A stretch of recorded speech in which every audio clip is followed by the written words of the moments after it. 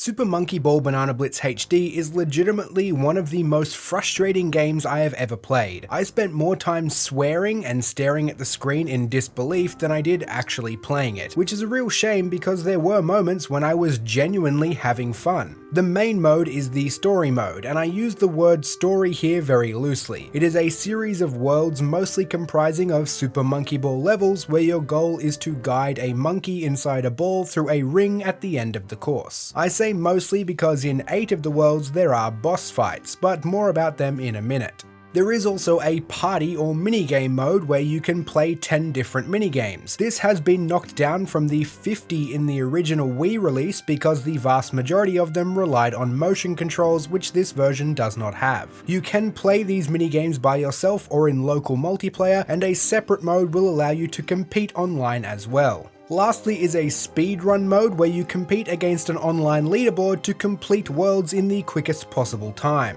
Now back to the reason there are only 10 minigames in this version, the lack of motion controls. This is both a blessing and a curse. It's a blessing because the analog controls are undoubtedly better than being forced to use a Wiimote, but along with having most of the minigames removed, it's caused a serious game balance issue. The game was originally built around the fiddly Wii motion controls. Some levels that may have posed some level of challenge in the original are just laughably simple with conventional controls. There has been some rebalancing to certain levels, but they are mostly minor changes. Worse yet is that even though the controls are now better, they are far from being actually good. They are insanely touchy, and you cannot control the camera manually at all. While some levels are way too easy, there are still plenty that pose a serious challenge. Sometimes that challenge comes from a genuinely well-designed level, but far too often it comes from a wonky, inconsistent physics engine and controls that are about 50 sensitivity levels too high.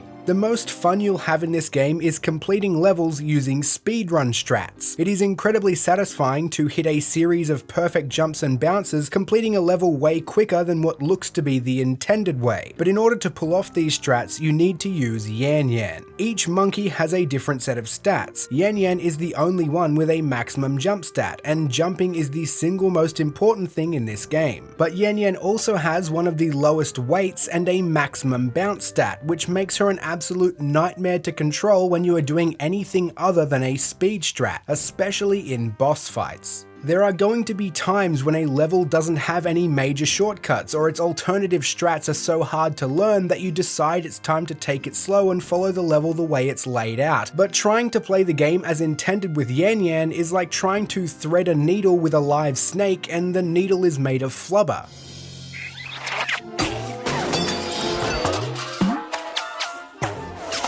You'd think the levels were constructed exclusively of landmines, with the way Yan Yan flies off the edge for seemingly no reason. You can change characters, which can help with the touchy physics, but you need to exit almost all the way back to the main menu to do it. And in order to get a gold medal, you need to complete all the levels in a world with the same character. The boss fights are almost all complete garbage. They are full of RNG, have wildly inconsistent hitboxes, do not behave the way you're expecting about 80% of the time, and just plain suck. There is no reason for any of them to exist, except maybe World 4's boss, which is more like a traditional level than it is a boss. So it's frustrating when you have to play as intended with Yan Yan. It's frustrating when you're playing as another character and not being able to make a jump or shortcut that you know Yan Yan can, and boss fights are just plain frustrating no matter what. In between all this, you'll get brief spurts of satisfaction and enjoyment when you nail a few levels in a row, and the excellent soundtrack does go a ways to subdue the growing anger, but it's just not enough.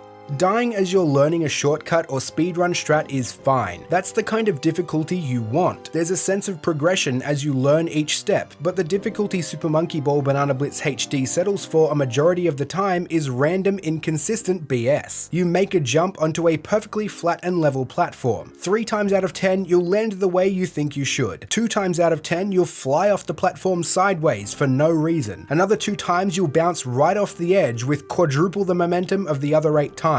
You're going to overcompensate, halting your momentum and slide off it backwards at least once, and you won't even make the jump on the final 2 despite doing everything the same way. Obviously, I'm no pro at this game. Hell, you could say I totally suck at it, but the problem is that the process of getting better at it is not fun. Learning should not be frustrating, and learning should not be about memorizing 45 different techniques to respond correctly to one of 45 random outcomes the physics engine decides to throw at you at any given moment. But hey, maybe you like that kind of thing. Maybe you're naturally better at this type of game than I am. It's possible some of you out there could bring the ratio of fun to frustration into the positive, or at least balance it a little better. I appreciate the soundtrack, and I do appreciate this kind of game releasing in 2019. A game that isn't some form of RPG, action-adventure, shooter, fighting, or sports game, but an arcade-style game that expands a few simple mechanics and takes them as far as they can go. Super Monkey Ball Banana Blitz HD, though, gets barely any of those simple mechanics right.